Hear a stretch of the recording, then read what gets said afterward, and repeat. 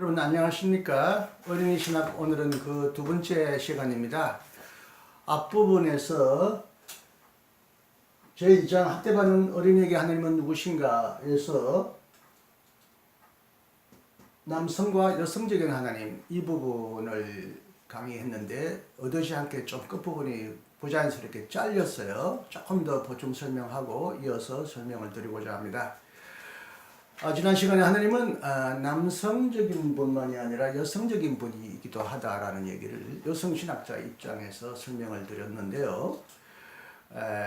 여성신학이 나오기 전부터 이미 성경에는 하나님을 아버지라고 부르고 어머니라고 부른 흔적은 거의 없지만 어머니 이미지를 하나님에게서 발견한 그런 흔적이 많이 있다는 걸 여러분에게 말씀을 드립니다. 더 깊이 알고 하시면 여성신학을 여러분 참조해 주시기를 바랍니다. 하나님을 우리가 전통적으로 아버지라고 부르지만 어쨌든 그 아버지는 가부장적인 폭력을 행하는 아버지가 아니라 자비로운 아버지, 어머니와 같은 아버지라는 거죠. 그래서 고대교에서부터 현대교회에 이르기까지 흔치는 않았지만 하나님을 어머니라고 불러왔던 전통이 있고요. 특히 우리가 하나님을 성부, 성자, 성령 삼일체적으로 생각할 때 성령은 우리를 거듭나게 하는 영이고 태초에 천지를 창조할 때도 하나님의 신이 수면 위에 있다 할 때 태초의 창조에도 수면 위에 천지를 운행하는 어떤 영, 물과 성령이 거기서 활동했다고 그렇게 기록되어 있는데 우리를 거듭나게 할 때도 요한복음에는 물과 성령으로 거듭난다고 하는데 이 성령은 요한복음에는 상당히 인격적인 분으로 나오죠.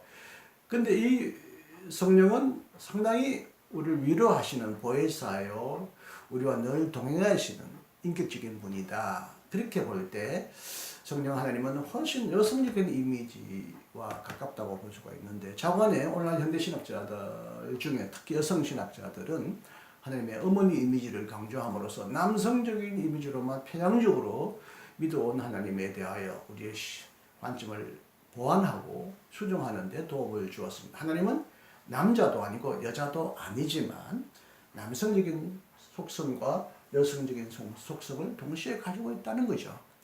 이제 세 번째 어린이 신학의 또 중요한 질문은 그러면 하나님을 전능 무능 속에서 참여하시고 인간의 연약함 가운데 오시는 하나님이시고 또 아버지와 어머니의 얼굴도 가지고 계신 분이라면 여전히 하나님은 어른의 이미지, 어른의 얼굴만 가지고 있는 건 아닌가? 하나님을 우리가 늘 어른의 이미지로만 생각해도 무방한가 하는 거죠. 물론 성경은 압도적으로 구원자 하나님, 우리를 창조하시고 구원하시고 세계를 완성하시는 분이기 때문에 어린이 이미지로 하나님을 연상하기는 매우 어려웠던 것은 사실입니다. 우리가 하나님을 생각할 때마다 기도하고 도움을 구하는 그런 도움을 주시는 분, 구원자로 생각하면 뭔가 우리보다 탁월한 분, 나으신 분으로 생각하면 당연히 어른이의 이미지에 가깝죠. 그런데 제가 이제 학대받는 어린이에게 하나님은 누구신가라는 질문을 할 때 하나님은 우리가 늘 어른의 이미지로만 생각하는 것이 과연 온당한가, 정당한가 하는 거죠. 물론 하나님은 우리에게 도움을 주시는 분입니다만 하나님이 우리에게 도움을 요청하시거나 우리의 눈높이로 내려오시거나 우리와 함께 연대하시고 놀아주시거나 우리의 입장으로 내려오셨다면, 우리의 수준으로 내려오셨다면 하나님은 또한 어린이와 같은 분이기도 하다.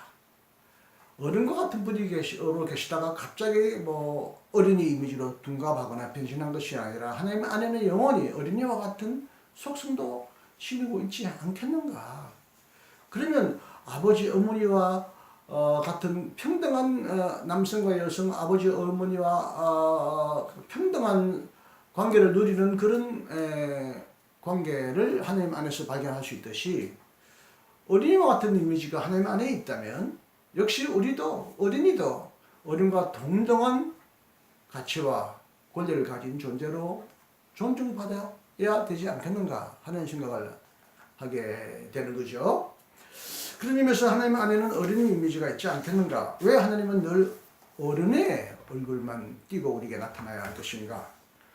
하나님은 우리가 생각하는 것보다 훨씬 높고 다르신 분이고 하나님은 우리가 상상하는 것보다 더 크신 분이라면 우리가 지금까지 고착된 이미지로만 생각해 왔던 다른 이미지가 있지 않겠느냐. 그 중에 하나가 어린이 이미지도 성경 안에는 분명히 발견될 수 있지 않을까 하는 그런 이제 질문을 던지고 그런 호기심과 궁금증을 가지면서 다시 저의 어린이 신학을 이제 본격적으로 이제 전개하기 시작합니다.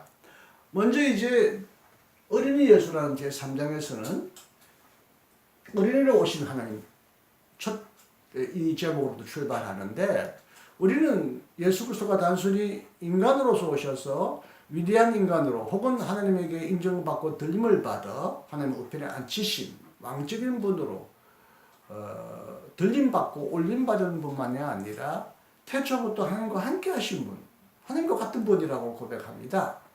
고대교로부터 우리는 하나님을, 예수님을 호모, 데오스 호모,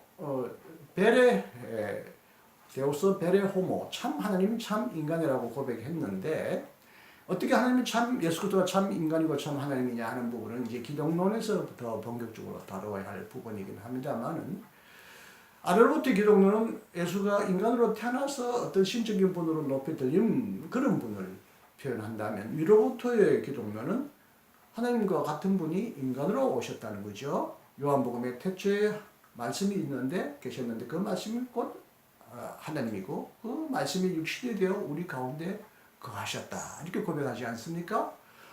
바울도 고대교회 어떤 초대교회 신앙 고백을 이어받아서 예수 그리스도의 마음을 본받아라. 그는 본래 하나님과 같은 분이셨지만 자신을 비우시고 낮추셔서 인간의 몸으로 오셨다라고 고백하지 않습니까? 그 외에도 예수께서 처음부터 아버지와 함께 계셨던 분이다. 이걸 하나님 예수의 선제 사상, 태어나기 전부터 존재했다. 선제 사상이라고 하는데 이 선제 사상이 성경에도 있고요. 고대교회가 고백을 했지 않습니까? 그런 의미에서 예수는 단순히 한 인간으로 오신 분이 아니라 하나님이 인간으로 오셨다. 성육신 사상이 기독교 신학의 중요한 요소인데요. 어쨌든 우리는 예수님을 구유에 태어나신 아기 예수 어린이로부터 시작하죠. 이게 이제 신앙 고백을 통하여 하나님이 인간으로 오신 분으로 고백하지만 어쨌든 하나님은 인간으로 오셨다는 거죠. 인간으로 태어나셨다는 거죠. 성탄절 때 인간으로 오신 하나님을 우리는 축복하고 기뻐하고 축하하지 않습니까? 그런데 여러분 이제 우리가 전능하신 하나님에 대한 얘기를 했는데 만약 하나님이 전능하시면 못하시는 것이 없으시다면 심지어 인간의 무능에도 참여하시고 무능할 정도까지 자신의 전능을 제한하시고 자신이 무능한 처지까지 낮추실 정도까지 전능하신 분이라면 왜 하나님이 굳이 인간의 몸을 빌려서 어머님의 자궁 속으로 들어가서 그 누추하고 더러운 구유에서 태어나시고 그 고생하시면서 이 땅에 오시느냐.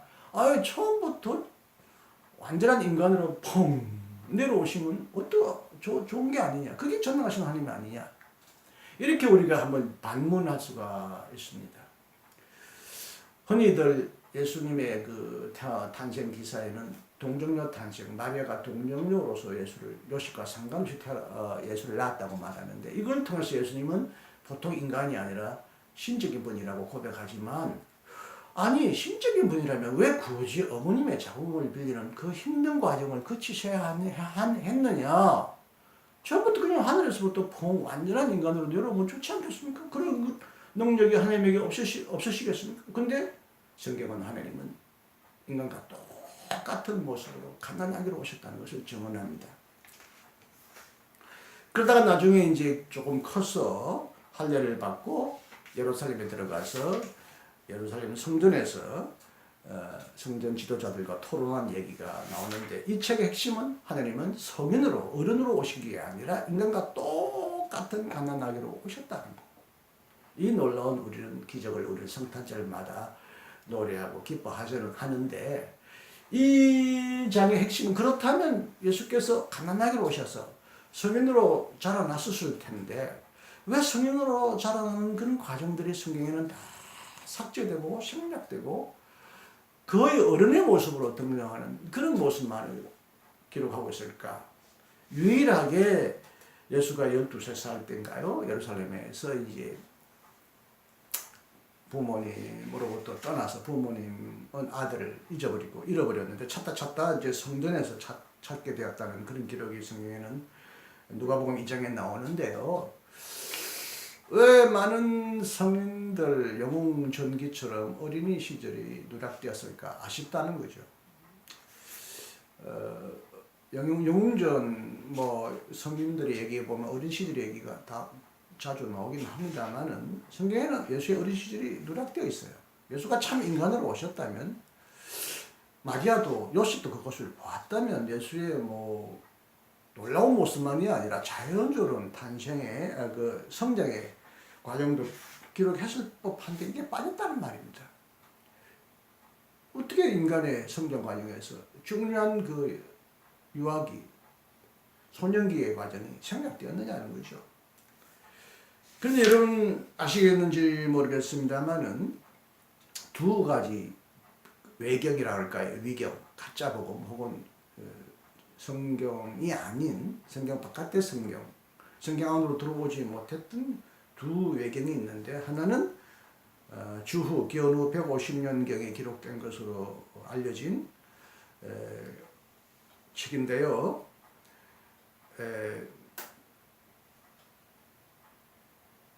도마의 유아복음이라는 그런 책인데요. 이 책에는 예수의 어린 시절이 나오는데 굉장히 예수가 초자연적이고 막 놀라운 기적을 행하는 그런 사건들이 막 나옵니다. 진흙으로 참새를 만들고요. 지붕에서 떨어져 죽은 어린이를 소리치니까 살리고요. 뱀에 물린 야고보의 손에 입김을 불어서 고치고요. 죽은 갓난 아이를 손을 대니까 살리고요. 아주 어린 시절에 예수가 어마어마한 능력을 행하는 거죠. 심지어 아주 악동과 같은 행동도 합니다. 부딪히는 애를 저주해서 죽여버리고요. 자기를 비난하는 사람을 소경으로 만들어버리고, 이런 자기를 예수의 건방진 태도의 노한 선생을 때려서 저주해서 쓰러지게 만들고, 이런 아주 악동과 같은 아주 나쁜 짓을 행하는 이런 모습도 나오는데, 이건 분명히 예수의 생애를 그대로 기록한 기록일 수는 없습니다. 150년 후에 예수 탄생 후 150년 후에 기록되었다면 굉장한 상상력과 억척과 이런 것을 통해서 예수의 초자연적인 모습을 최대한으로 뻥을 튀기 위해서 기록한 것이기 때문에 다행히 성경 안에 들어오지 못했고요. 굉장히 허황하고 참 웃기는 얘기죠. 또 하나는 좀 그보다 훨씬 뒤에 기록되었는데 8세기, 9세기경에 라틴어로 기록된 복되신 마리아의 유래와 구세주의 어린 시절에 관한 책, 일명 가짜 마태복음이라고 하는데 앞부분은 가짜 도마복음인데 도마복음 얼마 전에 발견된 그 도마복음과 다른 도마의 유아복음인데요. 여기는 또 마태가 쓰지 않았는데 마태복음이라고 하는 마태가 썼다고 기록된 그런 8, 9세기경에 기록된 예수의 어린 시절에 관한 책이 있는데 이 책도 예수가 엄청난 기적을 행합니다. 동물이 예수에게 와서 경배하고 갑자기 동굴에서 용이 나와 사람을 놀라게 했는데 예수가 엄마의 무릎에서 내려와서 용에게 고함을 지르니까 용이 예수에게 경배하고 물려가고 사자와 표범도 예수를 숭배하고 등등 목이 마르니까 뿌리에서 물이 나오라니까 물이 나오고 샘물이 터져서 나오고 말 한마디로 야자나무를 못 따먹으니까 말 한마디로 야자나무를 굽혀버리는 이런 여기도 아주 그냥 이상한 허황 기적이 많이 나옵니다. 여기 또 다른 기적은요. 마리아가 아기 예수를 안고 이집트 신전에 들어가니까 우상들이 넘어져가지고 부들부들 떨면서 부셔졌다.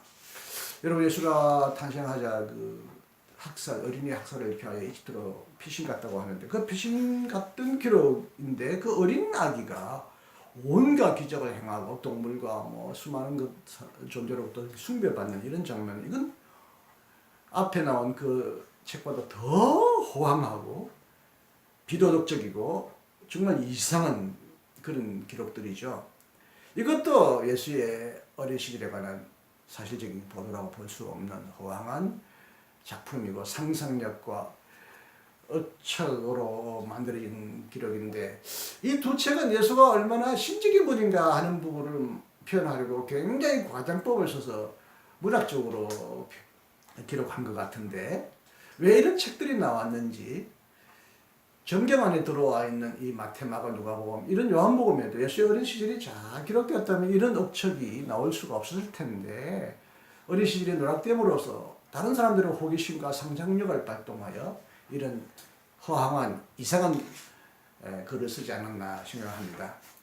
차라리 이렇게 상상력을 동원하여 예수의 어린 시절의 얘기를 무리하게 공백을 채우려고 했다면 차라리 시적인 상상력을 빌려서 시인의 입을 빌려서 예수의 어린 시절을 상상하는 것이 더 좋지 않겠느냐.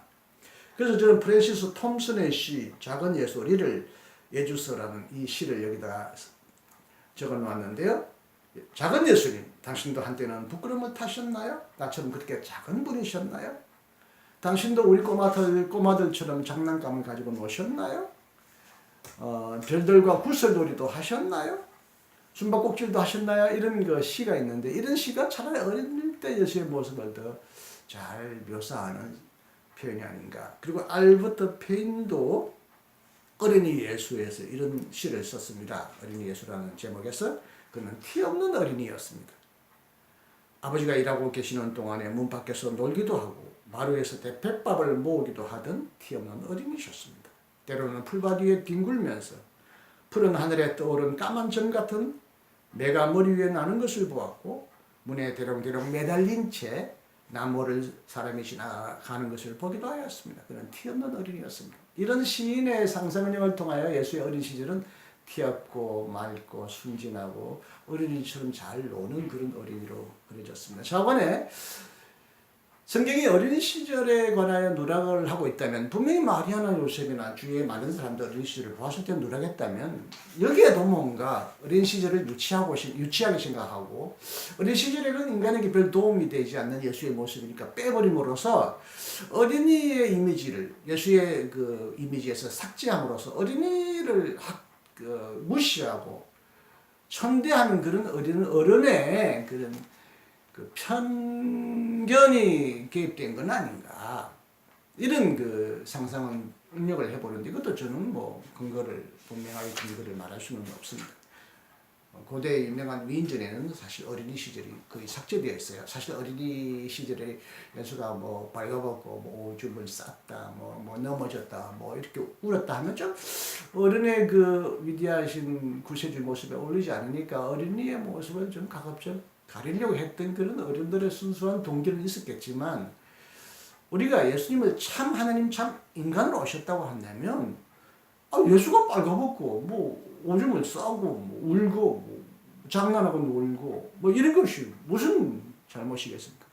자관에 이런 어린이의 모습이 가려짐으로써 은근히 우리 어른들에게는 이 세상을 어른의 모습으로 만들어버리고, 예수도 어른의 모습으로만 일방적으로 그림으로써 어린이 모습을 감추고 무시함으로써 은근 중에 혹은 의식 중에 어린이까지 무시하는 그런 편견을 우리가 만들어 오지 않은가 하는 것을 제가 한번 추리해 본 거죠.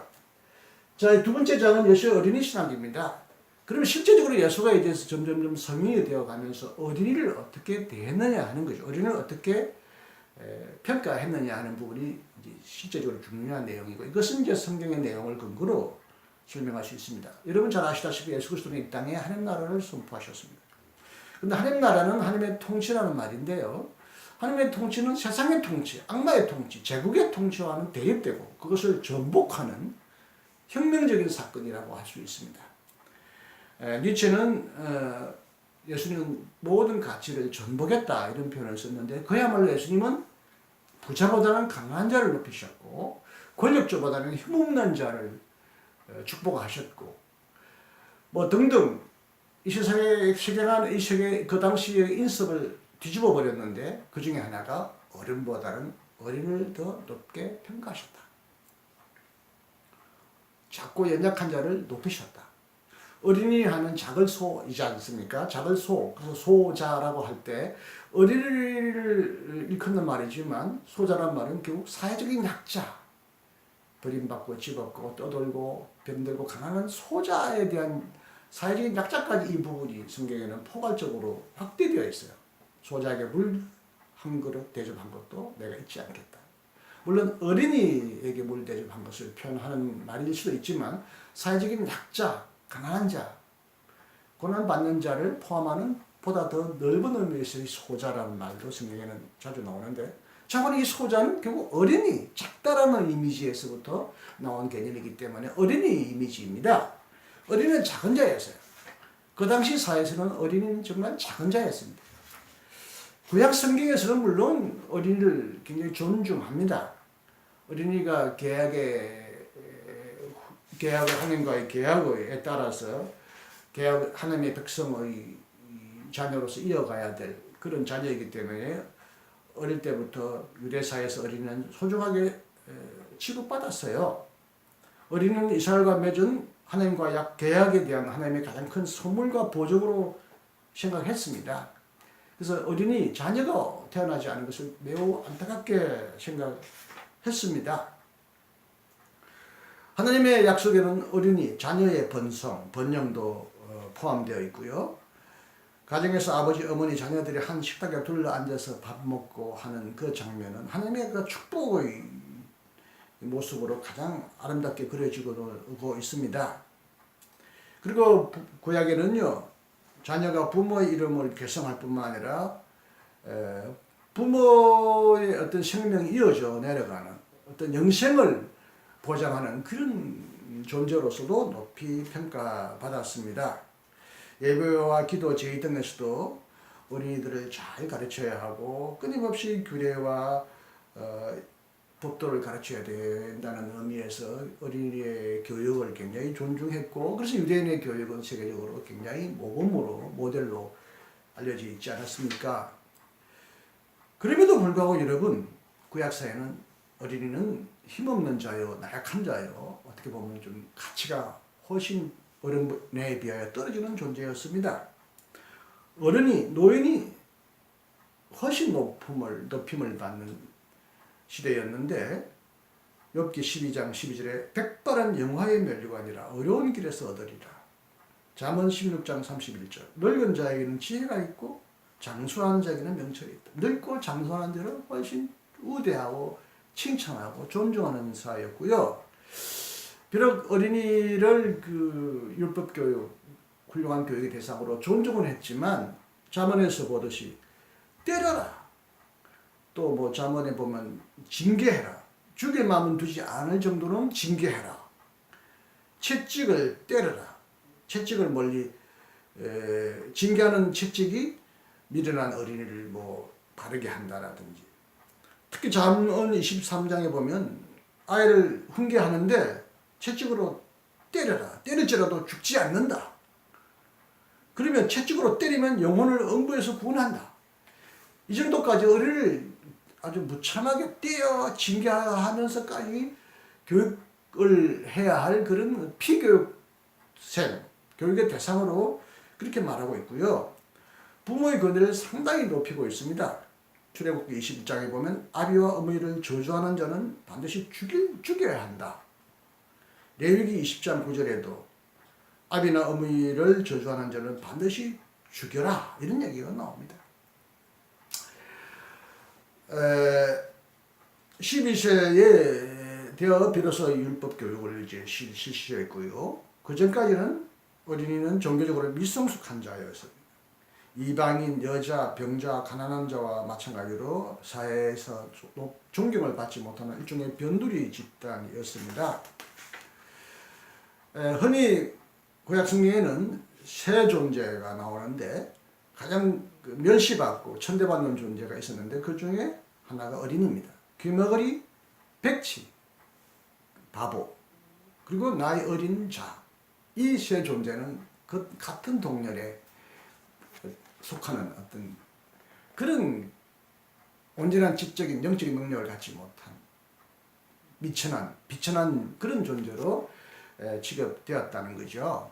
이렇게 어린이에 비하여 압도적으로 무시당하고 무가치하게 존대받았을 때, 그렇게 인정받았을 때, 예수님 주변에 어린이가 막 몰려올 때 제자들이 애들은 가라, 애들은 꺼져라, 시끄럽다, 너희들이 뭘 알아, 너희들이 뭘 알겠어라고 막 어린이를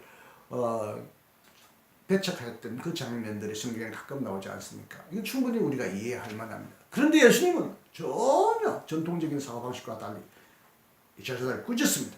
어린이들을 왜 쫓아내느냐? 오는 것을 방해하지 마라. 그 예수님은 어린이를 중심에 세우고요. 안고 인정하시고 축복하시고 어린이의 변두리로 바깥으로 내몰았는데 예수님은 어린이를 어린이의 중심에 세웁니다. 끼얹습니다. 축복합니다. 그리고 그에게 어린이들에게 꾸짖으면서 이렇게 말합니다. 너희들이 이런 어린이와 같은 존재가 되지 않으면 너희들은 하나님 나라에 들어갈 수 없다. 또 여러분 잘 아시다시피 제자들이 누가 더 높으냐고 막 싸우고 그럴 때 어린이를 모델로 세워서 이 어린이처럼 자신을 낮추는 자가 한나라에서는 높이는 자다. 나는 섬김 받으러 왔다. 너희들도 섬기는 자가 되어야 된다. 그러면서 섬기는 자의 모델로 어린이를 내세우시고 하나님나라는 이와 같은 자가 되어야 한다고 어린이를 그렇게 말하고 내세우지 않습니까? 이처럼 신약에 와서는 예수님이 어린이를 파격적으로 높은 존재로 인정합니다. 구약 성경의 전통과 인습과는 달리 그와는 충돌하면서 그에게 저항하면서 하나님 나라는 바로 이와 같은 자의 것이라고 말을 합니다. 그럼 예수님은 왜 이렇게 어린이를 높이시느냐에 대해서 많은 사람들이 궁금하게 여깁니다. 일단 어린이가 뭐 순진하다, 착하다, 연약하다, 뭐 장점이 많다, 뭐 이런 어린이에게 있는 장점을 통해서 하나님 나라의 가치가 그에게 있지 않을까 많은 사람들이 그렇게 말했는데 1차적으로는 어린이의 가치가 아니라 어린이의 무가치가 예수님에게는 더 존중의 대상이 되었다는 거죠. 예수님은 어린이야말로 이 세상에 돌보지 않으면 죽어야 하는 무가치하고 나약한 존재로 취급받는 그런 나약한 존재인데 하나님은 바로 이런 자를 가난하고 병들고 애통하고 낮은 자를 높이시는 가난한 자의 하나님, 자신의 처지를 최대로 낮추셔서 약자를 도우시는 그런 하나님이다 라는 것이 구약 성경에 면면이 내려오는데 예수님은 어린이가 어떤 뛰어난 특징이나 특별한 소질을 갖고 있기 때문이 아니라 어린이가 낮고 비천한 대접을 받기 때문에 하나님은 바로 이렇게 소외되고 버림받은 자의 편에 서신다. 약자의 편을 드신다. 예수는 어떤 가난한 자의 편에 드셨다. 가난한 자를 위한 예수의 당파성이라고 그런 해방신학자들, 민중신학이 얘기하는데 예수님은 약자의 편에 서셨다. 근데 그 당시 가장 약한 자는 민중이라고 하는 말보다 더 약하다고 표현될 수 있는 말은 사실은 소자다. 한국에서 뭐 서남동 안병무 박사님이 오클로스라는 개념을 재발견함으로써 민중신학을 한국에 크게 발전시켰지만 오클로스보다 더 중요한 것은 더 성경에서 예수님이 귀하게 여기고 소중하게 여긴 존재는 테크노스, 작은 자, 소자다. 예수님은 소자를 높이셨다. 어린이가 너무나 사회적으로 멸시받고 약자로 천대받기 때문에 하나님은 그를 오히려 도리어 높이시는 분이다 라는 것을 강조했다고 볼 수 있습니다. 물론 다른 본문에는 이런 본문도 있죠. 하나님은 어린이의 입에서 나오는 찬양을 온전하게 받으셨다. 어린이를 또 이제 그 자체로서 귀한 존재로 인정하는 예수님의 말씀도 있습니다만은 저번에 예수가 여기서 어린이가 죄가 없다, 어린이가 뭐 어떤 특별한 소질을 가지고 있다라고 한 것보다는 어린이가 약자이기 때문에 약자의 편에 드시는 은혜로운 하나님, 자비 하나님을 여기는 강조하고 있다고 볼 수 있고요. 어린이는 자기를 낮추지 않습니다. 이미 어른들이 어린이를 낮추고요.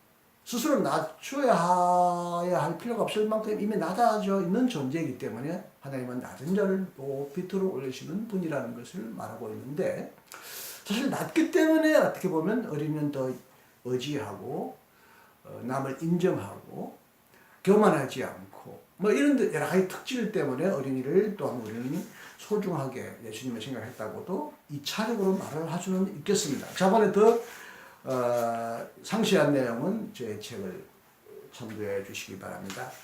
이제 세 번째 마지막으로는 예수의 어린이다운 예수인데, 예수가 이제 어린이를 높이셨다면 예수님도 어린이 같은 분일 수밖에 없다. 예수님은 언행일치의 모범이었잖아요. 그 당시 서성들을 향하여 저런 사람은 되지 마라. 말은 하는데 그렇게 행하지 않는다. 행하면 본받지 말고 말은 본받아라. 이래서 예수님은 그 당시 스승들이 말과의 행위와 일치하지 않는 위선자의 전형으로 비난했는데, 예수님은 말하는 대로 행하시고 그 행하심이 곧 그의 말씀이셨기 때문에 그분이 어린이처럼 되라. 하나님 나라를 땅에 가까이 당겨오시고 그 나라를 어린이와 같은 자에게 약속하셨다면, 예수님은 바로 그 하나님 나라의 인격으로서 그 스스로가 어린이와 같은 분일 수밖에 없다. 그럼 예수님은 어떤 측면에서 어린이다운 모습이었는가? 여러 가지 이제 저는 성경을 살펴봤는데, 일단 하늘에 계신 아버지를 전적으로 신뢰하시고 어떤 염려를 하지 말게 하시고 염려하지 않아 하시고 온전히 하나님을 향하여 신뢰하시는 그런 전적인 신뢰감 속에서 어린이와 같은 순수한 신뢰감을 발견할 수 있다고 보았고요. 두 번째는 이제 성경에 보면 가끔 어린이들이 어른보다도 훨씬 그 배고픈 자, 아픈 자를 향하여 동정하는 장면들이 나오는데, 어린이는 어른보다도 훨씬 공감 능력이 뛰어나다는 거죠. 예수님은 굉장히 아픈 자, 배고픈 자, 고통당하는 자에게 다가가셨는데, 예수님의 이런 공감 능력은 예수의 어린이다운 요소다. 세 번째 어린이다운 요소는 예수님은 진실하신 분이셨다. 나는 진실로 말하는.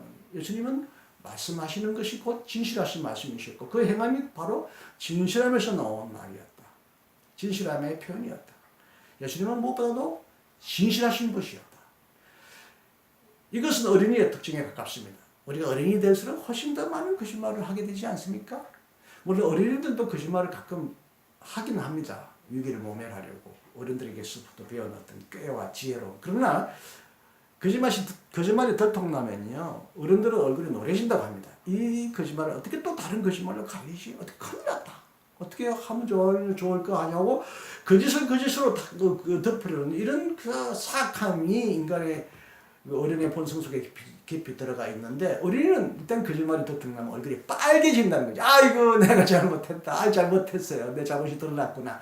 더 이상 거짓으로 덮으려고 하지 않고 인정하려는 이런 것 마음도 솔직한 어린이의 심성이지 않겠습니까? 이런 진실한 마음도 예수님의 어린이다운 요소다. 또 하나는 이제 어린이가 온유하다, 힘이 없다, 나약하다. 예수님도 힘없고 나약하고 온유한 분으로 자신을 낮추시는 겸손한 분으로 성경에는 나옵니다.